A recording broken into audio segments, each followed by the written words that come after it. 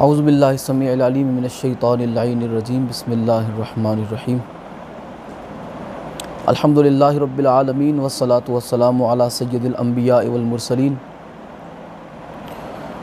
व आलिहि तय्यबीन ताहिरीन अल मासूमीन अल मज़लूमीन व लानतुल्लाहि दाइमन बाक़िया अला अअदाइहिम व गासिबि हुकूक़िहिम व मुनकिर विलायतिहिम व फ़ज़ाइलिहिम व मसाइबिहिम व ग़ैबतिहिम अजमईन। अम्मा बाद क़ाल सुब्हानहु व तआला फ़ी कलामिहिल मुबीन बिस्मिल्लाहिर्रहमानिर्रहीम ज़ालिकल्लज़ी युबश्शिरुल्लाहु इबादहुल्लज़ीना आमनू व आमिलुस्सालिहात क़ुल ला अस्अलुकुम अलैहि अजरन इल्लल मवद्दत फ़िल क़ुरबा व मन यक़्तरिफ़ हसनतन नज़िद लहू फ़ीहा हुस्ना इन्नल्लाहा गफ़ूरुन शकूर। सदक़ल्लाहुल अलियुल अज़ीम। सलवात बर मुहम्मद व आले मुहम्मद। अल्लाहुम्मा सल्लि अला मुहम्मद व आले मुहम्मद व अज्जिल फ़रजहुम। दुआ है आले मोहम्मद का अज़ीम और करीम अल्लाह इस ज़िक्र पाक को अपनी बारगाह में शर्फ़ क़बूल अता फ़रमाए। मौला वो मंज़र जल्द से जल्द हमें अपनी आँखों से दिखाए कि सैयदा कायनात सलामुल्लाह अलैहा का रोज़ा तामीर हो जाए। या मौला इमाम ज़माना के ज़हूर में ताजील फ़रमा। या मौला इमाम ज़माना के ज़हूर में जल्दी फ़रमा। या मौला अहले बैत के दुश्मनों को ज़लील व ख़ार फ़रमा।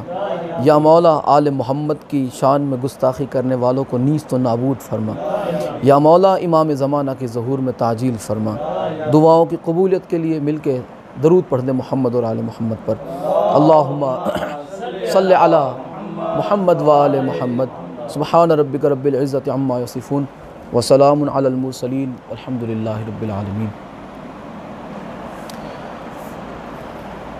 जैसा कि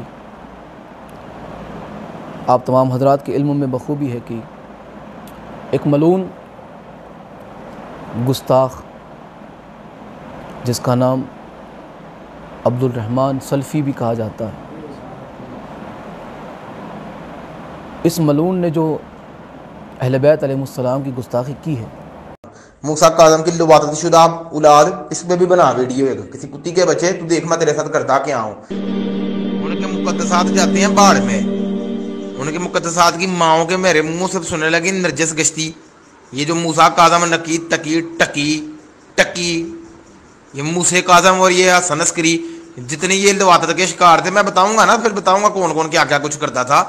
अगर ये मुकद्दसात है ना, तो फिर अल्लाह माफ करे, कल को कोर्ट के नमरूद को भी कहीं मुकद्दसात में शामिल ना कर दे।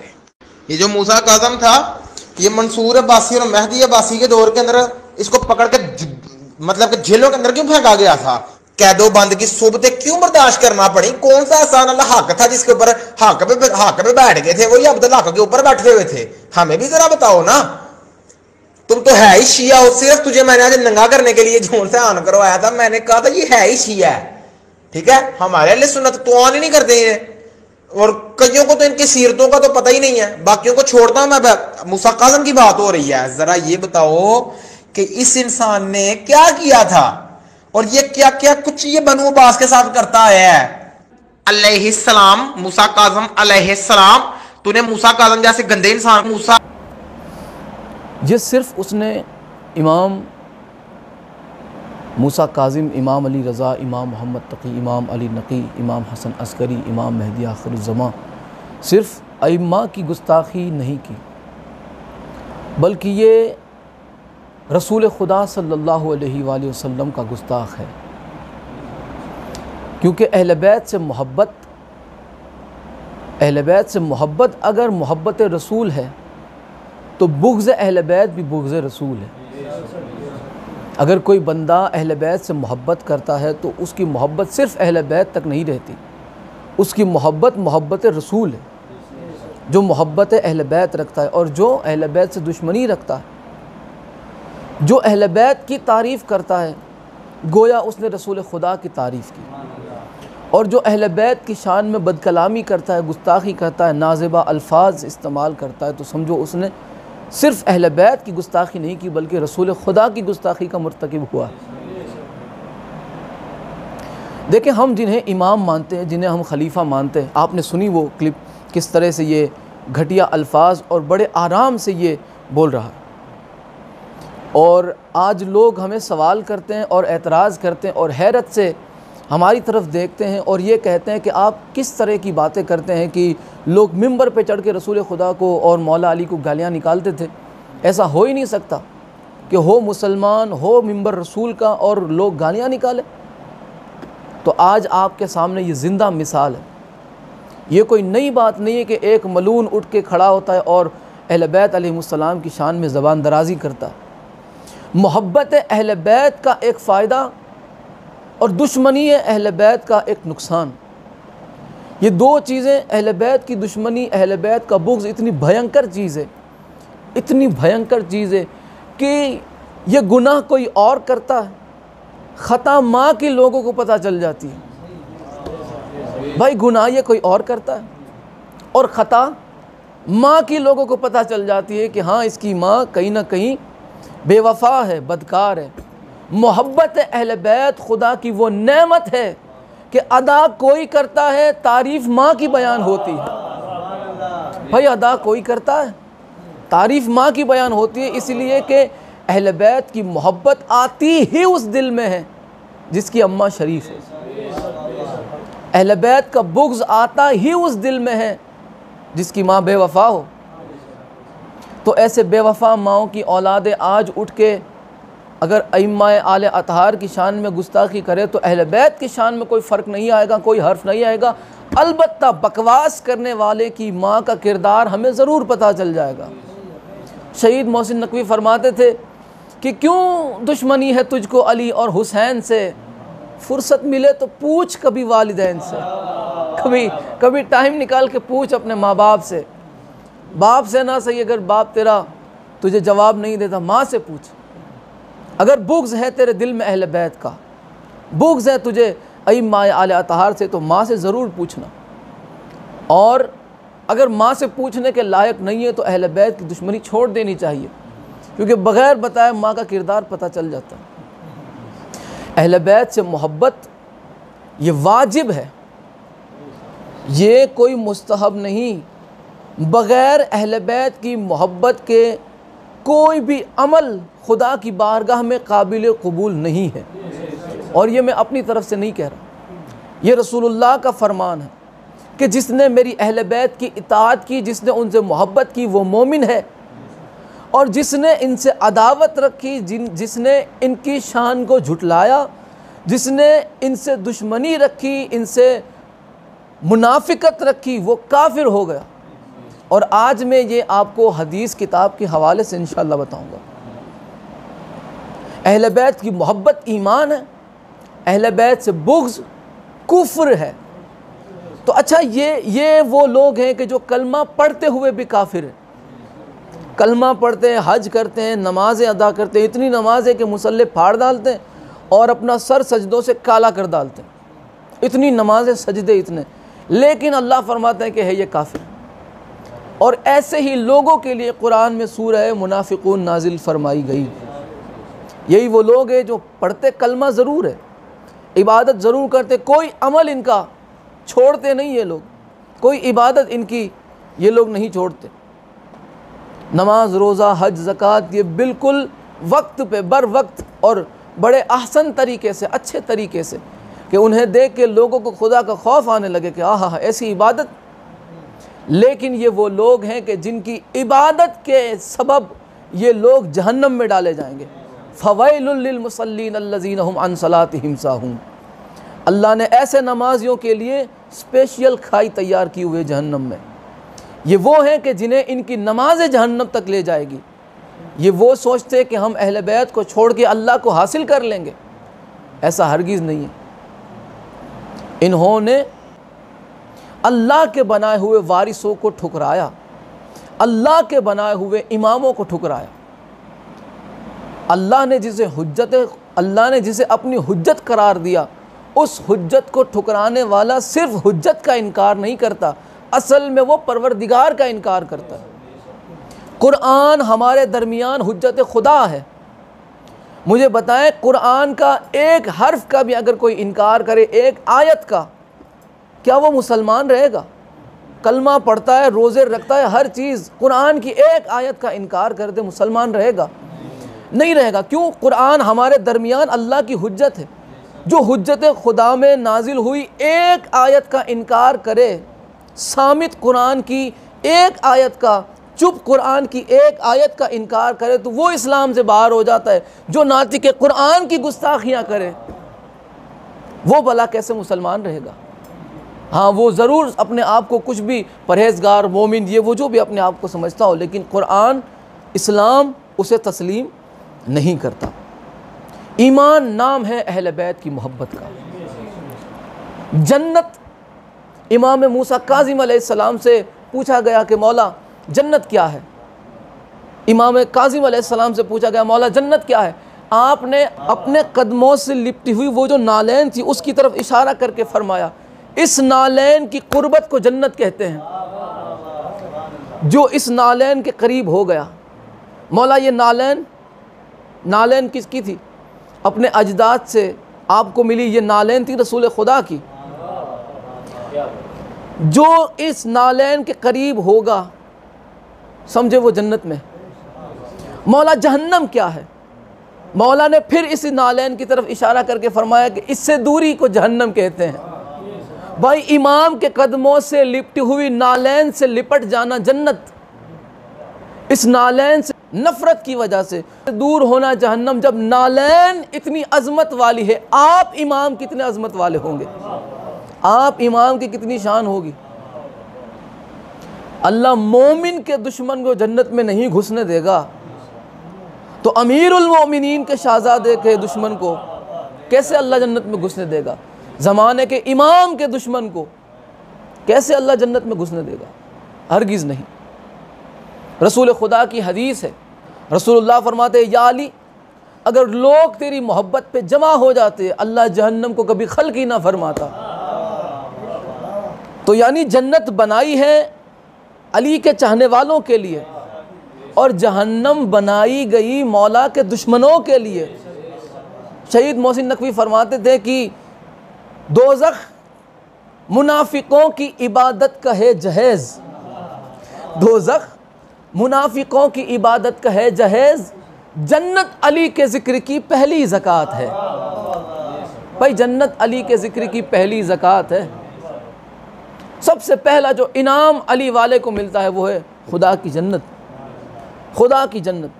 इमाम जाफ़र सादिक अलैहिस्सलाम यहाँ पे जनाबुल मवद्दत में इमाम फरमाते हैं कि जो कोई मेरे दादा हुसैन को इतना रोए कि उसकी आँख से आंसू निकल के उसके रुखसार पे आ जाए, अल्लाह उस पर जहन्नम हराम, जन्नत वाजिब फरमा देता है। तो भाई, गमे हुसैन में एक अश्क बहाने वाला, जन्नत की कीमत कितनी है?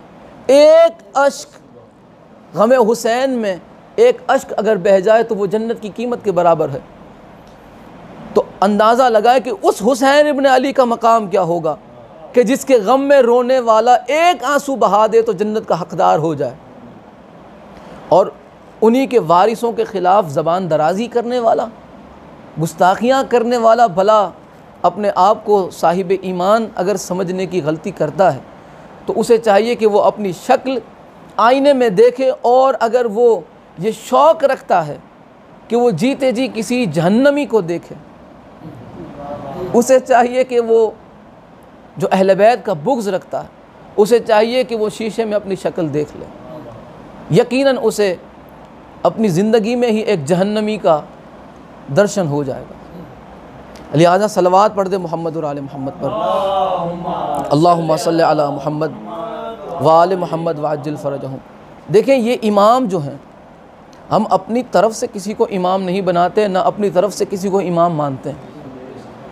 हम पर इताअत रसूल खुदा वाजिब है, और उन्होंने जिस जिस की इताअत हम पे वाजिब की, उनकी इताअत भी हम पर वाजिब है। किस किस की इताअत वाजिब है हम पर? रसूल खुदा के बाद रसूल खुदा के वारिसों की, रसूल खुदा के बाद खुदा ने जिन्हें इमाम बनाया, रसूल खुदा के बाद रसूल खुदा का जिन्हें खुदा ने खलीफा बनाया, जो अल्लाह की तरफ से खलीफा बनाए गए, लोगों की तरफ से नहीं। और ये जितने भी लोग हैं जो इमाम अलैहिस्सलाम की शान में गुस्ताखियाँ करते आ रहे हैं, वो जिसने बनु उमैया के दौर में मिंबर रसूल से अमीरुल मोमिनीन और औलाद अली को गालियाँ निकलवाई, उन्हीं की रविश पे ये लोग आज अमल कर रहे हैं। जो चीज़ किताबों में है ही नहीं उसे ये लोग अलल ऐलान कह रहे हैं। इमाम अलैहिस्सलाम की शान में ये जो गुस्ताखियाँ कर रहा है, क्या किसी किताब में है? किसी किताब में नहीं। अगर है तो लिखने वाला लानती, अगर किसी ने ये सच समझ के पढ़ा है तो पढ़ने वाला लानती, अगर किसी ने सच समझ के इसे लोगों तक पहुंचाया है तो पहुंचाने वाला लानती, अगर किसी ने सच समझ के इसे कबूल किया तो कबूल करने वाला लानती। इसलिए कि अहले बैत अलैहिमुस्सलाम की पाकीज़गी की गवाही खुद अल्लाह ने कुरान में दी है। अल्लाह ने फरमाया इन्नमा युरीदुल्लाहु लियुज़हिबा अन्कुम रिज्सा अहलल बैत, मैं अल्लाह ये चाहता हूँ कि नजासत को अहले बैत से कोसों दूर रखूँ, कर दूँ नहीं, ये पहले से ही दूर किए हुए हैं। अल्लाह ने इन्हें हमेशा पाक रखा। और हम ऐसी कोई भी रिवायत नहीं मानते जो कुरान से टकरा जाए। कुरान से टकराए तो हम कोई भी चीज़ नहीं मानते। कुरान ने इनकी पाकीज़गी, इनकी तहारत की, इनके मुक़द्दस होने की, इनके तय्यब व ताहिर होने की गवाही दी। कुरान ने इन्हें पाक तय्यब व ताहिर कहा, रसूलुल्लाह ने इन्हें मासूम कहा, रसूलुल्लाह ने इन्हें मुतहर कहा, पाक और पाकीज़ा कहा। इंशाअल्लाह वो भी मैं आज अहले सुन्नत की किताब से आपकी खिदमत में पेश करने लगा हूँ।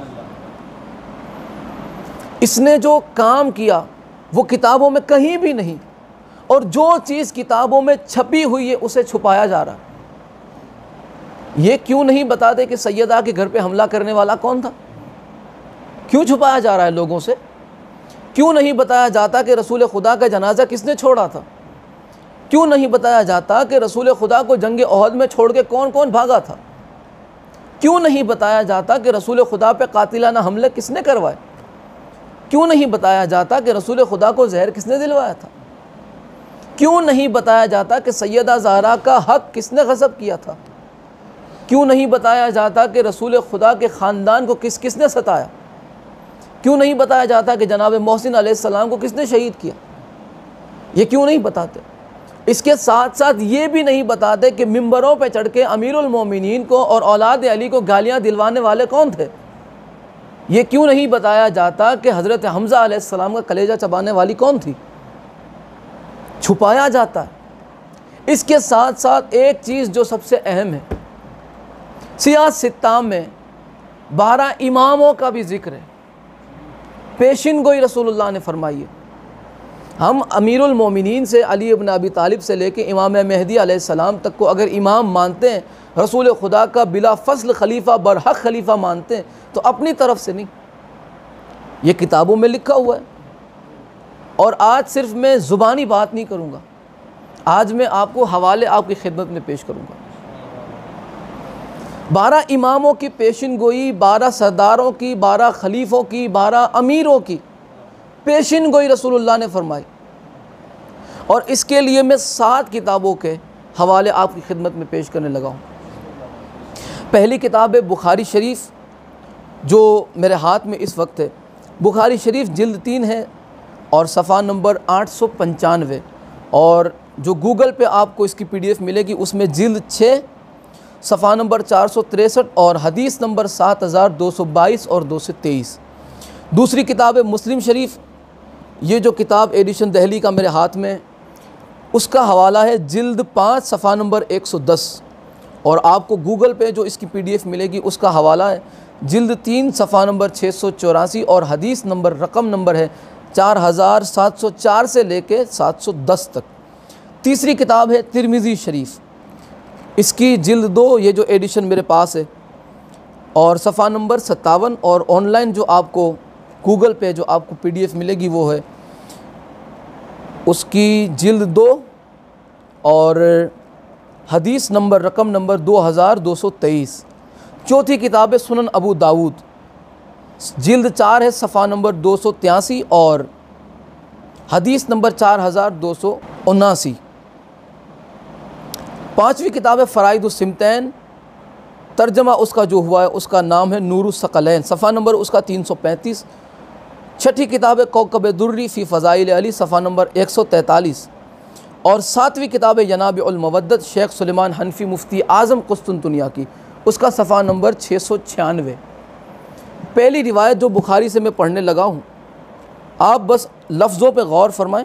रसूल खुदा पेशिन गोई फरमा के गए, अगर हम 12 इमामों को मानते हैं रसूल खुदा के बाद बरहक खलीफा, बरहक इमाम, बरहक सरदार, बरहक वली, तो अपनी तरफ से नहीं, रसूलुल्लाह ने फरमाया कि ये मेरे वली हैं।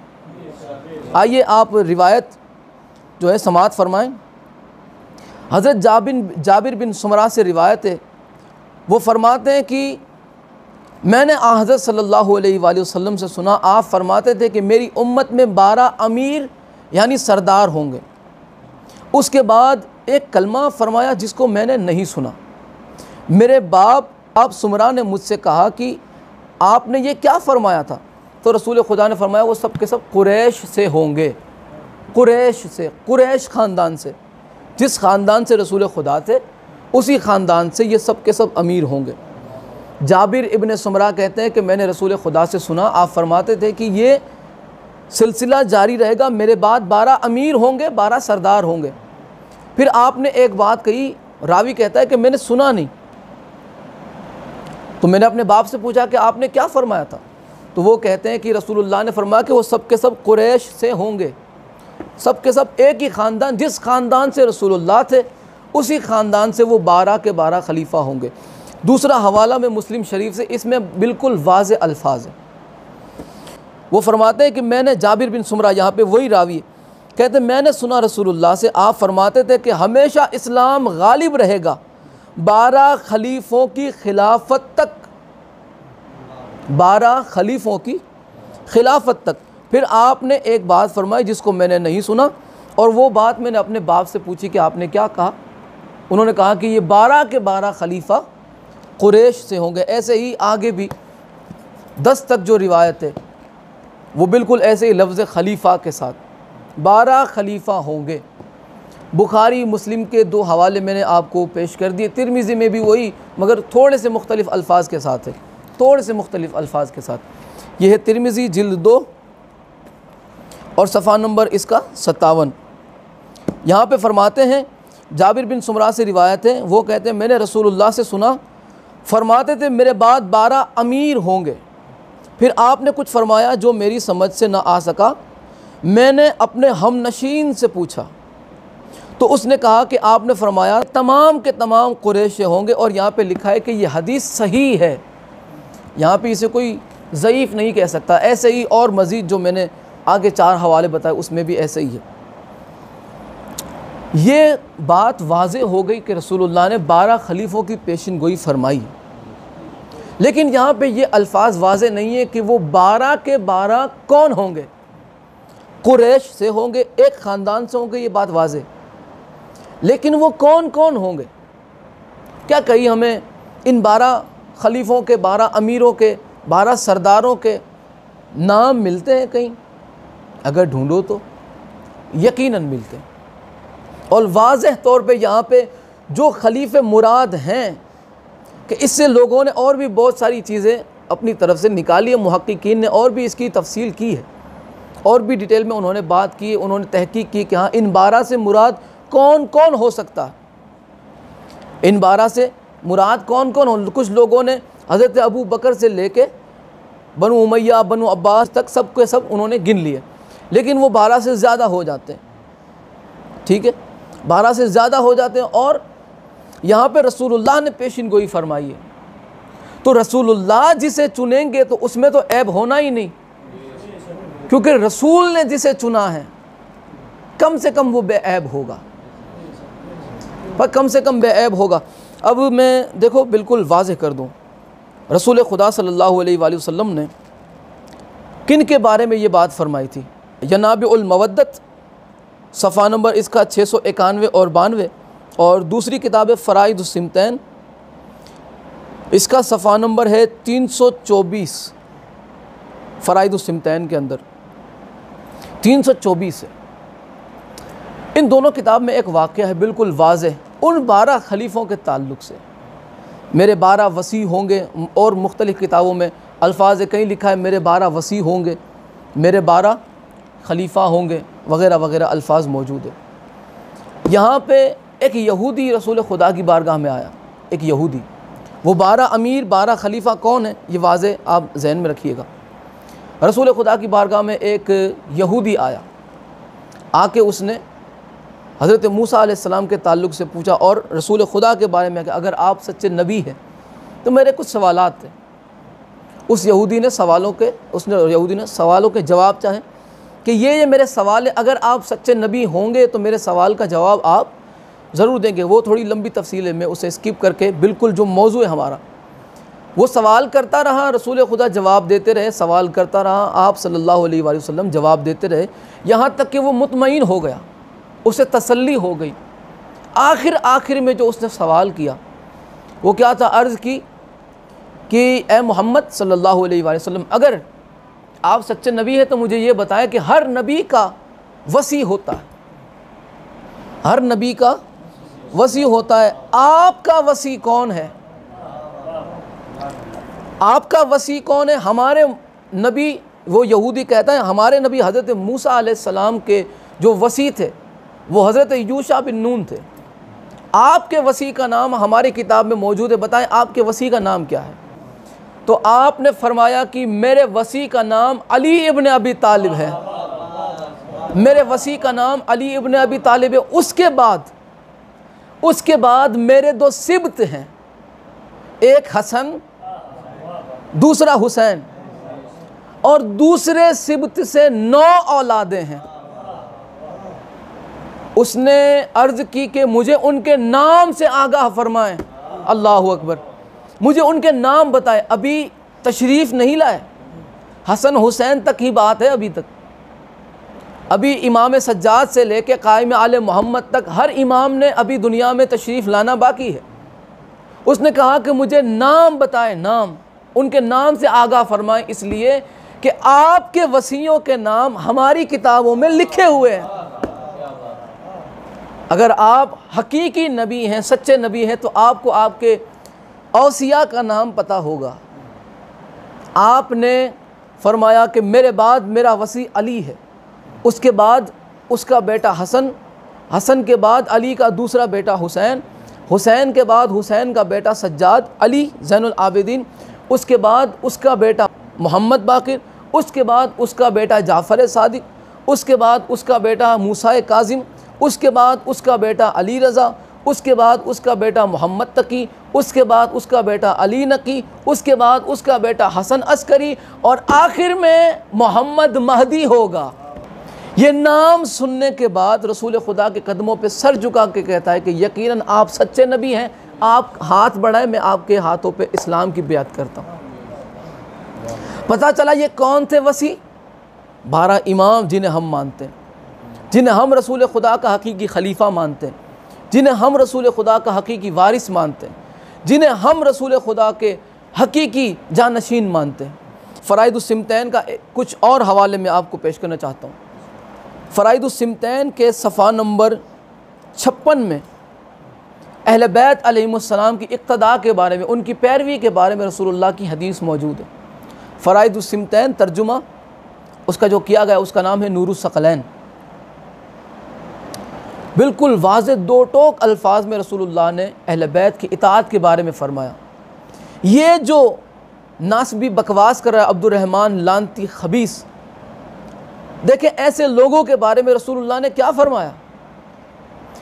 इसने सिर्फ तौहीन अहले बैत नहीं की, बल्कि ये तौहीन कहाँ तक गई आप देखें। यहाँ पे हज़रत अली इब्न मूसा रज़ा अलैहिस्सलाम से रिवायत है, वो अपने आबा व अजदाद से रिवायत करते हैं कि रसूलुल्लाह सल्लल्लाहु अलैहि वसल्लम ने फरमाया कि जो शख्स मेरे बाद चाहता है कि मेरे दीन से मुतमस्सिक रहे, दीन से जुड़ा रहे और कश्ती नजात पर सवार हो, तो उसे चाहिए कि वो अली इब्न अबी तालिब की इक़्तिदा करे, यानी उनकी पैरवी करे। भाई जो चाहता है कि वो मोमिन रहे, उसे चाहिए कि वो अमीरुल मोमिनीन की पैरवी करे, मौला अली से बेअत न मांगे।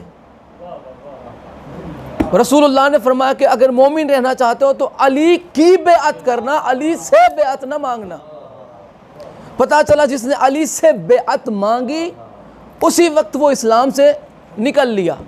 अगर वो चाहता है कि वो इस्लाम से मुतमस्सिक रहे, वो अली की इक़्तिदा करे, यानी कि इस्लाम से वो जुड़ा रहा जिसने मौला अली की इक़्तिदा की, और वो इस्लाम से निकल गया। जिसने अली से बेअत मांगी वो इस्लाम से बाहर हो गया। और मौला फरमाते हैं रसूल खुदा कि अगर वो चाहता है कि कश्ती नजात पे सवार हो तो उसे चाहिए कि अली इब्न अबी तालिब की इक्तदा करे और उनके दुश्मनों से दुश्मनी रखे और उनके दोस्त से दोस्ती रखे, इसलिए कि वो मेरी हयात में और मेरी वफ़ात के बाद मेरी उम्मत पर मेरा खलीफा और मेरा वसी और वो मेरे बाद तमाम मुस्लिमीन का इमाम है और हर मोमिन का अमीर है, हर मोमिन का अमीर है। और आगे रसूलुल्लाह ने फरमाया कि इस अली का कौल मेरा कौल है, इसका अम्र मेरा अम्र, यानी कि अगर मौला अली ने कोई हुक्म दिया तो वो मौला अली का हुक्म नहीं, वो रसूल खुदा का हुक्म है। मैं बार बार बात को दोहरा रहा हूँ कि इस मलून अब्दुर्रहमान सल्फ़ी ने, खन्नास ने जो गुस्ताखी की है इमाम अलैहिस्सलाम की, वो सिर्फ इमाम की गुस्ताखी नहीं, ये गुस्ताखी जा रही है रसूल खुदा तक। यहाँ पे रसूल खुदा क्या फरमा रहे हैं कि इसका कौल मेरा कौल है, अमीरुल मोमिनीन के लिए फरमाया इसका कौल मेरा कौल है, इसका अम्र मेरा अम्र है, इसकी नहीं मेरी नहीं, इसकी इत्तबा मेरी इत्तबा, इसकी नुसरत यानी इसकी मदद करना मेरी नुसरत है, इसकी दुश्मनी मेरी दुश्मनी है। उसके बाद फरमाया जो मेरे बाद अली से जुदा हुआ क़यामत के दिन वो मुझे नहीं देखेगा, उसे मेरा दीदार ही नसीब नहीं होगा और मैं उसे नहीं देखूँगा। पर कुछ लोगों की नज़रें रसूल खुदा तक नहीं पहुँचती, लेकिन रसूल खुदा उन्हें ज़रूर देखना पसंद फरमाते हैं। ये ऐसे बदनसीब लोग हैं कि जिन्हें रसूल खुदा देखना ही पसंद नहीं फरमाएंगे, न वो मुझे देखेंगे न मैं उन्हें देखूँगा। और जिसने अली की मुखालिफत की उस पे अल्लाह ताला ने जन्नत हराम कर दी है और उसका ठिकाना जहन्नम बना दिया। और जो अली से अलहिदा हुआ तो क़यामत के दिन अल्लाह उसे अलग कर देगा। अलहिदा कहते अलग, जो अली से अलग हुआ अल्लाह क़यामत में उसे अलग कर देगा। और जिसने अली की नुसरत की तो अल्लाह ताला क़यामत के दिन उसकी मदद फरमाएगा और सवाल व जवाब के वक्त उसको अपनी हुज्जत तलकीन करेगा, यानी अल्लाह उसके सपोर्ट में रहेगा। सवाल व जवाब के वक्त अल्लाह उसके सपोर्ट में रहेगा, जो अली का सपोर्ट दुनिया में करेगा। क्या बात है, यानी जिसका अल्लाह सपोर्टर हो और उसे तो फिर किसी चीज़ की ज़रूरत नहीं, उसके लिए सबसे पहले अली की नुसरत ज़रूरी है। जिसने अली की नुसरत नहीं की समझो उसने इतना बड़ा इनाम खो दिया। उसके बाद आप सल्लल्लाहु अलैहि वसल्लम ने फरमाया कि हसन और हुसैन अपने बाप के बाद मेरी उम्मत के इमाम हैं और नौजवानाने जन्नत के सरदार हैं और उनकी वालिदा यानी फ़ातिमा ज़हरा सलामुल्लाह अलैहा आलमीन की ख़वातीन की सरदार हैं और उनका बाप वसीयों का सरदार है और हुसैन की औलाद से 9 इमाम है और 9वां उनमें कायम है और उनकी इताअत मेरी इताअत है। जो मौजू है हमारा उसी पे मुसलसल गुफ्तगू हो रही है। उनकी नाफरमानी मेरी नाफरमानी है, उनके फ़ज़्ल व शर्फ़ का इनकार करने वालों की और मेरे बाद उनकी हुर्मत को ज़ाय करने वालों की शिकायत में अल्लाह की बारगाह में करता हूँ। यानी रसूल खुदा फरमा रहे हैं कि जिन्होंने इनकी इज़्ज़त व शर्फ़ का इनकार किया मैं उनकी शिकायत अल्लाह की बारगाह में करूँगा और मेरी उम्मत के अइम्मा और मेरी इतरत के हक़ का इनकार करने वालों के लिए अल्लाह का इंतकाम काफ़ी है। यानी रसूल खुदा फरमा रहे हैं कि जिसने मेरी आल मेरी इतरत से अगर उनकी इज़्ज़त का इनकार किया, उनके शर्फ़ का इनकार किया, तो फिर याद रखना कि अल्लाह उनसे इंतकाम लेने के लिए काफ़ी है। फिर वो तैयार रहे। इन्नल्लाह शदीदुल इक़ाब, अल्लाह की पकड़ बहुत सख्त है, अल्लाह छोड़ेगा नहीं। फिर जिसने अहले बैत को छेड़ा समझो फिर अल्लाह उसे नहीं छोड़ने वाला। जिसने अहले बैत को छेड़ा अल्लाह उसे छोड़ने वाला नहीं। जिसने अहले बैत की इज़्ज़त और शर्फ़ का इनकार किया अल्लाह उसे वासिल जहन्नम फरमाएगा। और इसी फ़राइदुस सिमतैन का सफ़ा नंबर 331 उसमें एक रिवायत है, हज़रत जाबिर इब्न अब्दुल्ला अंसारी से, उन्होंने कहा कि मैं हज़रत फ़ातिमा बिनते रसूलुल्लाह सल्लल्लाहु अलैहि वसल्लम की खिदमत में हाज़िर हुआ। मैंने उनके पास एक लोह तख्ती देखी, करीब था कि उस रोशनी से आंखें बंद हो जाती। उस लोह में 12 नाम तहरीर थे, उस तख्ती में 12 नाम तहरीर थे। मैंने उन नामों को गिना तो वो 12 थे। मैंने अर्ज़ की कि ये किसके नाम है? तो हज़रत फ़ातिमा सलामुल्लाह अलैहा ने फरमाया ये औसिया के नाम है।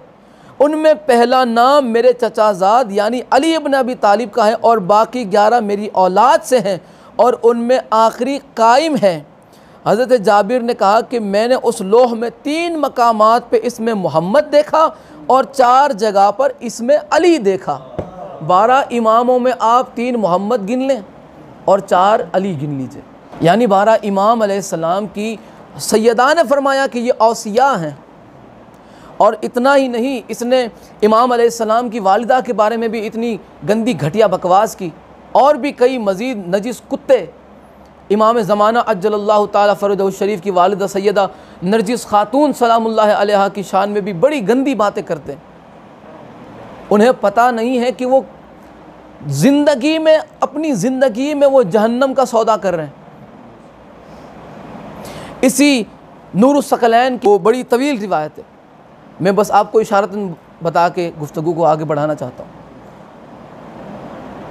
यहाँ पे उस लोह के अंदर, तख्ती के अंदर सिर्फ 12 इमाम के नाम वाली रिवायत मैंने पढ़ी। अगली रिवायत में रसूल खुदा से लेके कायम आले मोहम्मद इमाम ज़माना तक हर इमाम का नाम उनकी वालिदा के नाम समेत मौजूद है। यानी सैयदा के हाथों में अइम्माए आले अतहार की पाक और तय्यबा और ताहिरा वालिदा के भी नाम मौजूद हैं। अंदाज़ा लगाया जा सकता है कि सिर्फ इमाम तय्यब और ताहिर नहीं, उनकी वालिदा भी इतनी पाक और तय्यबा और ताहिरा हैं। इतनी पाक और अजीम शान की मालिक है उनकी वालिदा साहिबा भी, तमाम अइम्मा की वालिदा, तमाम उम्महात। अब यहाँ पे 12 खलीफों वाली रिवायत ये हो गई, 12 खलीफों वाली। अब कुछ लोगों ने ये तहकीक भी की है कि हाँ, ये 12 खलीफा में हज़रत अबू बकर, उमर, उस्मान ये भी हो सकते हैं। लेकिन शेख सुलेमान हनफी मुफ्ती आज़म कुस्तुनतुनिया ने ऐसे लोगों का मुंह तोड़ दिया। ये है जनाब उल मवद्दत शेख सुलेमान हनफी मुफ्ती आज़म कुस्तुनतुनिया, सफ़ा नंबर इसका 698, 698। यहाँ पे उन्होंने बिल्कुल वाज़ेह तहकीक उन्होंने करके बताई कि बाज़ मुहक्किकीन ने कहा है कि अहादीस इस बात पे दलालत करती है कि रसूल खुदा सल्लल्लाहु अलैहि वसल्लम के बाद 12 खलीफा होंगे और ये बात काफ़ी तरीक़ों से शोहरत पा चुकी है। मैंने कई किताबों के हवाले पेश किए, ये मशहूर तरीन रिवायत है। मौलवी छुपाते हैं, 12 खलीफों का ज़िक्र एक साथ मौजूद है। कभी आपने सुना कि किसी मौलवी ने ये रिवायत, ये हदीस बयान की बुखारी मुस्लिम की, बुखारी मुस्लिम तिरमिज़ी अबू दाऊद सही सनद के साथ कि रसूलुल्लाह ने फरमाया मेरे बाद 12 खलीफा होंगे। ये न 12 खलीफों वाली रिवायत बताते हैं, न उनका नात है। अगर रिवायत बता दे तो कोई बंदा तो मस्जिद के बाहर मौलवी साहब को खड़ा करके पूछेगा कि मौलवी बताओ ये 12 कौन है। अगर बनु उमैया, बनु अब्बास के गिनवाने लग जाएगा तो फिर 12 से ज़्यादा हो जाएंगे। और आखिर में रसूलुल्लाह ने यह भी फरमाया कि उनमें पहला अली है, आखिरी महदी है। वजाहत रसूलुल्लाह ने फरमा दी, उनमें पहला अली है, 12वां महदी है। रसूलुल्लाह ने वजाहत फरमा दी कि कोई ये भरम में ना रहे कि हाँ भाई हम यहाँ से शुरू करेंगे हज़रत अबू बकर से और अब्दुल अज़ीज़ तक पहुँच जाएंगे, ये नहीं है। रसूलुल्लाह ने पहले और आखिरी का नाम बता दिया, दरमियाने अब तलाश करने की ज़रूरत नहीं है। उनके नाम भी मैंने आप तक बिल्कुल वाज़े तौर पे बता दिए। तो ये कहते हैं इससे मालूम हुआ कि रसूलुल्लाह सल्लल्लाहु अलैहि वसल्लम की मुराद इस हदीस से वो अइम्मा मुराद हैं जो आपकी अहले बैत और आपकी इतरत से पैदा होंगे। इन्होंने वाज़े बता दिया कि इतरत के अलावा कोई और हो नहीं सकता। इस हदीस से जो शोहरत पा चुकी है 12 खलीफों वाली, इससे मुराद सिर्फ़ और सिर्फ अहले बैत ही हो सकते हैं। फिर वो फरमाते हैं कि ये बात नामुमकिन है कि इस हदीस को उन खुलफा पे महमूल किया जाए जो आपके बाद आपके असहाब में से हुए हैं, क्योंकि उनकी तादाद 12 से थोड़ी है, क्योंकि वो 4 तक पहुँचती है। मुश्किल से इमाम हसन की अगर खिलाफत गिन लो तो 5। वो कहते हैं अगर असहाब में खलीफा को अगर इसे मान लिया जाए तो उनकी तादाद थोड़ी है 12 से। और ये भी नामुमकिन है कि इस हदीस को उमवी बादशाहों पे महमूल किया जाए, क्योंकि उनकी तादाद 12 से ज़्यादा है। इसलिए कि मानना पड़ेगा कि इस हदीस से अहले बैत ही मुराद है। इस हदीस से मौला अली से लेके कायम आले मोहम्मद तक ही मुराद है। और जिसने इनकी इताअत को ठुकराया समझो उसने रसूलुल्लाह की इताअत को ठुकराया।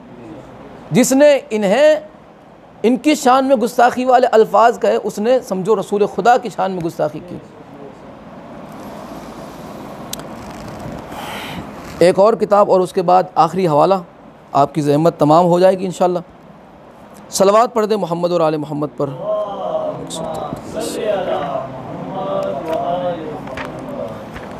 अब यहाँ पे ये है कौकब दुर्री, वो जो 12 खलीफों वाली हदीस है, ठीक है। इसमें भी बहुत अच्छी वजाहत है। सफ़ा नंबर 143 कौकब दुर्री फ़ी फ़ज़ाइल अली। यहाँ पे हदीस कौन नकल कर रहा है? यहाँ पे इमाम जाफ़र सादिक अलैहिस्सलाम से मरवी है। वो फरमाते हैं कि रसूलुल्लाह ने फरमाया कि इमाम मेरे बाद 12 शख्स हैं, उनमें पहला अली है और उनका आखिरी कायम है। बिल्कुल बात वाज़ेह हो गई। उनमें पहला अली है और उनका आखिरी कायम है, और ये लोग मेरे खुलफा, औसिया और औलिया हैं, और ये उम्मत उम्मत पर खुदा की हुज्जतें हैं। जो इनका इकरार करे वो मोमिन हैं, जो इनकार करे वो काफिर हैं। शुरू में मैंने ये हदीस आपकी खिदमत में पेश की थी। कौकब दुर्री फ़ी फ़ज़ाइल अली सफ़ा नंबर 143। इमाम जाफ़र सादिक अलैहिस्सलाम इरशाद फरमाते हैं कि रसूलुल्लाह ने फरमाया मेरे 12 खलीफा होंगे, मेरे 12 खलीफों में पहला खलीफा अली है, 12वां महदी है। यही मेरे खलीफा है, यही मेरे औसिया है, यही मेरे औलिया है। जिन्होंने इनकी पैरवी की, जिन्होंने इनका इकरार किया वो मोमिन, जिन्होंने इनका इनकार किया वो काफिर। इसलिए कि कुरान की छोटी सी छोटी आयत भी कुरान है, कुरान की बड़े से बड़ी आयत भी कुरान है। इस घराने का छोटे से छोटा बच्चा भी अली है, इस घराने का बड़े से बड़ा फ़र्द भी अली है। छोटे अली का इनकार भी ऐसा ही है जैसे बड़े अली का इनकार। आले मोहम्मद का इनकार ऐसा ही है जैसे मोहम्मद मुस्तफ़ा का इनकार। यानी ऐसे लोग चाहे जितना कलमा, नमाज, रोज़े, हज, ज़कात कर लें, वो काफिर के काफिर रहेंगे। और अल्लाह फरमाता है कि हमने वादा किया है, सूरह तौबा में अल्लाह ने ऐसे लोगों के लिए फरमाया, हमने वादा किया है मुनाफिकीन से और काफिरों से कि वो हमेशा जहन्नम में ही रहेंगे। अब ये चाहे जितनी नमाज़ें पढ़ लें, उनकी नमाज़ें उन्हें जहन्नम से करीब करती जाएगी। वजह क्या होगी? बुग़्ज़ अहले बैत। और देखें, अगर हम अहले बैत अलैहिमुस्सलाम को मानते हैं तो हम ऐसे ही नहीं मानते, बल्कि आपके ताल्लुक़ से रसूलुल्लाह ने बिल्कुल वाज़े और दो टोक अल्फाज में फ़रमाया। इनके बारे में, अहले बैत अलैहिमुस्सलाम के बारे में, औलाद रसूल के बारे में, इमाम अली अलैहिस्सलाम से लेके इमाम आखिरुज़्ज़मान अलैहिमुस्सलाम तक किसी भी इमाम के बारे में कोई गलत अल्फाज कहना, समझो उसने रसूल खुदा को बुरा भला कहा। और ये क्यों? आइए मैं रसूल खुदा सल्लल्लाहु अलैहि वसल्लम का फरमान सुनाने लगा। ये मासूम है, कुरान ने कहा और हदीस में मुस्तफ़ा ने कहा। अल्लाह ने फरमाया इन्नमा युरीदुल्लाहु लियुज़हिबा अन्कुम रिज्सा अहलल बैति व युताहिरकुम तत्हीरा। अब कुछ लोग ये भी सोच सकते हैं कि इनमें तो चलो मान लो कि पंजतन शामिल है, क्योंकि चादर तत्हीर में रसूल खुदा से लेके इमाम हुसैन अलैहिस्सलाम तक पंजतन शामिल है। तो मुमकिन है कि चलो ये पंजतन को मासूम मानने के बाद कोई ये कहे कि हम इमाम ज़ैनुल आबिदीन अलैहिस्सलाम से लेके कायम आले मोहम्मद तक को मासूम नहीं मानते, क्योंकि वो चादर तत्हीर में शामिल नहीं। तो आओ मैं हदीस सुना दूँ आपको ठंडक पड़ जाए, आपको तसल्ली हो जाए। रसूल खुदा सल्लल्लाहु अलैहि वसल्लम ने फरमाया, यहाँ पे दो किताबों के हवाले, एक है नूरुस्सक़लैन तर्जुमा फ़राइदुस्सिमतैन, उसका सफ़ा नंबर है 324, और दूसरी किताब है यनाबिउल मवद्दत, सफ़ा नंबर है इसका 698। ये दोनों किताबों के हवालों से, और दोनों में रावी हज़रत अब्दुल्ला इब्न अब्बास है। हज़रत अब्दुल्ला इब्न अब्बास से रिवायत हैं, फरमाते हैं कि मैंने रसूलुल्लाह सल्लल्लाहु अलैहि वसल्लम को ये फरमाते हुए कहते हुए सुना कि मैं अली, हसन, हुसैन और उनकी औलाद से 9 अफराद मुतहर और मासूम हैं। उनकी औलाद से 9 अफराद, हुसैन की औलाद से 9 अफराद मुतहर और मासूम है। मुतहर इन्नमा युरीदुल्लाहु लियुज़हिबा अन्कुमुर रिज्सा अहलल बैति व युताहिरकुम तत्हीरा। रसूलुल्लाह ने फरमाया कि मेरी औलाद में वो 9 इमाम जो हुसैन की औलाद से होंगे वो मुतहर और मासूम है। और यहाँ पे मज़ीद इजाफ़ी अल्फाज के साथ यहाँ पे रिवायत मौजूद है। इब्न अब्बास से रिवायत हैं, वो फरमाते हैं कि मैंने रसूलुल्लाह को फरमाते हुए सुना कि मैं ख़ुद अली, हसन, हुसैन और हुसैन के फ़र्जंदों में से 9 हज़रात पाक और पाकीज़ा और मासूम है। पाक और पाकीज़ा और मासूम ने, हम मासूम हैं, हमने कभी नजीसों को माना ही नहीं, और हम उसको तस्लीम करते हैं जिन्होंने इन मासूमों को तस्लीम किया। हम उस पे लानत करते हैं जिन्होंने इन मासूमों की गुस्ताखियाँ की है। चाहे जैसे भी, किसी ने हक खा के गुस्ताखी की उस पे लानत, किसी ने खिलाफत हड़प के की उस पे लानत, किसी ने रसूलुल्लाह का जनाजा छोड़ के गुस्ताखी की उस पे लानत, किसी ने मौला अली को मिंबरों से गालियाँ निकलवाई उस पे लानत, किसी ने मौला अली को शहीद करवाया उस पे लानत, किसी ने इमाम हसन अलैहिस्सलाम को जहर दिलवाया दिया उस पे लानत। जितने भी मुखालिफ हैं, जिस तरह भी मुखालिफत करते हैं, सब पे हम लानत करते हैं। और इतना ही नहीं, हम सहाबा की इज़्ज़त के कायल हैं। हमारा अकीदा कोई हमसे पूछे, मौलवियों से ना, खुद के मौलवियों से ना पूछे, हमसे पूछ ले, ये हमारी बात है तो कम से कम हमसे पूछ लो। हमसे ज़्यादा और हमसे अच्छा सहाबा की मोहब्बत का कोई कायल ही नहीं। हम उसे ही सहाबी मानते हैं कुरान और हदीस के मुताबिक जो अहले बैत को तस्लीम करता है, और वही सहाबी हैं जो अहले बैत को तस्लीम करे। अहले बैत से बैत लेने वाला, अहले बैत से बैत मांगने वाला, अहले बैत का हक खा जाने वाला, रसूलुल्लाह का जनाजा छोड़ जाने वाला कैसा सहाबी। हज़रत मालिक इब्न नवेरा को शहीद करने वाला, हालांकि वो मुसलमान थे, सहाबी थे, सच्चे थे, अच्छे थे, मुसलमान होते हुए उन्हें कत्ल करने वाला कैसा सैफुल्लाह, कैसा सहाबी। हज़रत मालिक इब्न नवेरा की बीवी की इज़्ज़त लूटने वाला कैसा सहाबी। भाई ये कैसे सहाबी हैं जिन्हें आप मानते हैं? आओ हमसे पूछो सहाबी किसे कहते हैं। सहाबी वो होता है कि जिनके बारे में रसूलुल्लाह फरमाएं ये मेरा है, जिन्हें देख के रसूलुल्लाह का चेहरा खिलखिला उठे, भाई जिन्हें देख के अमीरुल मोमिनीन खुशी से झूम उठे, सहाबी वो है। हज़रत सलमान का जिक्र कभी आपकी मस्जिदों से नहीं हुआ। हज़रत सलमान वो हैं जिन्हें हसनैन नाना कहते हैं, और रसूलुल्लाह फरमाते हैं सलमान मिन्ना अहलल बैत, सलमान तू तो हम अहले बैत में से है। सहाबी ये। आपकी मस्जिदों से कभी हज़रत अबू ज़र ग़िफ़ारी का नाम सुना नहीं? आपकी मस्जिदों से कभी मालिक अश्तर जो अमीरुल मोमिनीन के सहाबी थे, जिन्हें राइट हैंड कहा जा सकता है, कभी आपकी मस्जिदों से जिक्र नहीं सुना? इतना ही नहीं, आपकी मस्जिदों से कभी हज़रत अबू बकर के उस बेटे का जिक्र नहीं हुआ जो मौला अली के मुहिब थे, हज़रत मोहम्मद इब्न अबू बकर अलैहिस्सलाम। हम सलाम करते हैं हज़रत मोहम्मद इब्न अबू बकर पर, आपकी शान को, आपकी ज़ात पे हम सलाम पेश करते हैं। ये वो किरदार आपने पेश किया कि जमल में आपने बहन का साथ नहीं दिया, अली का साथ दिया।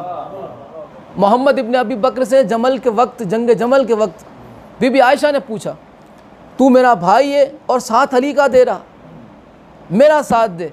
हज़रत मोहम्मद इब्न अबी बकर ने फरमाया कि बहन तू तो मेरी एक बहन है, अगर तुझ जैसी और बहनें होती तो मैं उसे छोड़ देता, साथ अली का देता।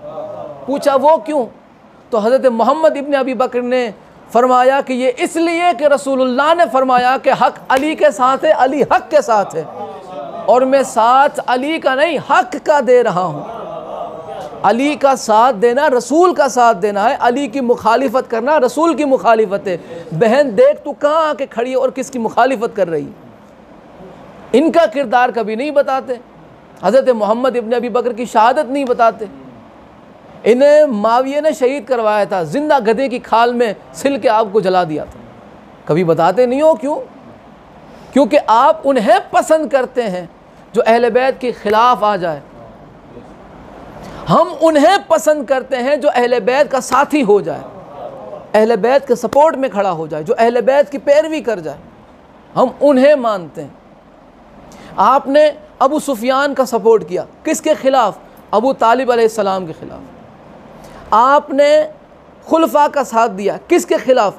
अहले बैत के खिलाफ। देखो ये लोग कैसे, ये हक नहीं था, वो बनता नहीं था, ये होता नहीं था। आप ये चीज़ें साबित करने में लगे हुए। आप इतना साबित कर दीजिए कि सैयदा सलामुल्लाह अलैहा इनसे राज़ी होकर गई या नाराज़ होकर।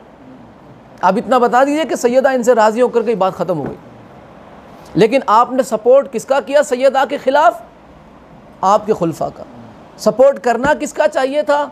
अहले बैत का। रसूलुल्लाह की हदीस मैंने आपको सुनाई कि जिसने मेरे बाद इन्हें माना, इनकी पैरवी की, क्योंकि इनका अम्र मेरा अम्र है, इनकी इताअत मेरी इताअत। तो ये आपने किसका सपोर्ट किया? जंग जमल में आप किसके सपोर्ट में खड़े हैं? आप देख सकते हैं, दोनों को हक पे बता दिया। नहीं, अली भी हक पे, बीबी आयशा भी हक पे। कैसे हो सकता है? दो फरीकैन में एक ही हक पे होता है। ए दोस्तों, कौन जमल और सिफ़ीन में हक पे था? फैसला कीजिए। आपका तो नहीं पता, हमने तो फैसला कर लिया रसूल खुदा की हदीस के मुताबिक। अल हक़ मअल अली व अली मअल हक़, अल कुरान मा अली व अली मअल कुरान। और रसूल खुदा ने फरमाया कि या अल्लाह हक़ को उधर मोड़ दे जिधर मेरा अली मुड़ जाए।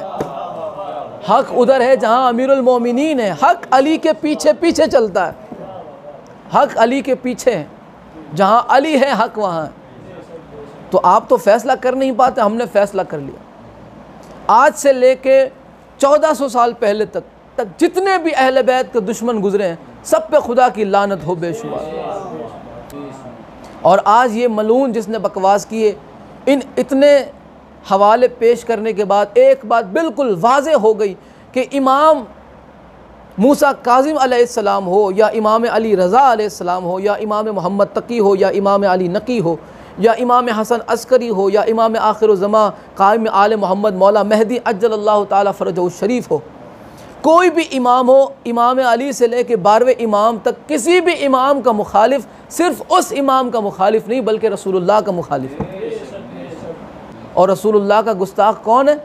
सूरह अहज़ाब में अल्लाह फरमाता है इन्नल्लज़ीना युज़ून अल्लाह व रसूलहु लअनहुमुल्लाहु फ़िद दुनिया वल आखिरह, कि बेशक उस पर खुदा की लानत है, अल्लाह उस पर लानत बरसाता है, अल्लाह उस पर लानत फरमाता है जो अल्लाह और उसके रसूल को इज़ा पहुँचाता है, तकलीफ़ देता है। अल्लाह उस पर दीनों दुनिया में लानत बरसाता है। अहले बैत को तकलीफ़ देना, रसूल को तकलीफ़ देना, अहले बैत को गाली देना, रसूलुल्लाह को गाली देना, अल्लाह ऐसे लोगों पे दीनों दुनिया में लानत बरसाता है। मौला आले मोहम्मद के सदक़े में इमाम ज़माना के ज़हूर में ताजील फरमाए, इमाम ज़माना के दुश्मनों को निस्तो नाबूद फरमाए, इमाम ज़माना के दुश्मनों को ज़लील व ख़ार फरमाए, इमाम ज़माना के चाहने वालों को मौला आबाद व शाद रखे। या मौला जितने बीमार हैं उन्हें शिफ़ाए कामला व आजला अता फरमा। दुआओं की कबूलियत के लिए सहारा दरूद का ले, मिल के सलवात पढ़ दे मोहम्मद और आले मोहम्मद पर। अल्लाहुम्मा सल्लि अला मुहम्मद व आले मोहम्मद व अज्जिल फ़रजहुम। सुब्हान रब्बिका रब्बिल इज़्ज़ति अम्मा यसिफ़ून व सलामुन अलल मुरसलीन वल्हम्दुलिल्लाहि रब्बिल आलमीन।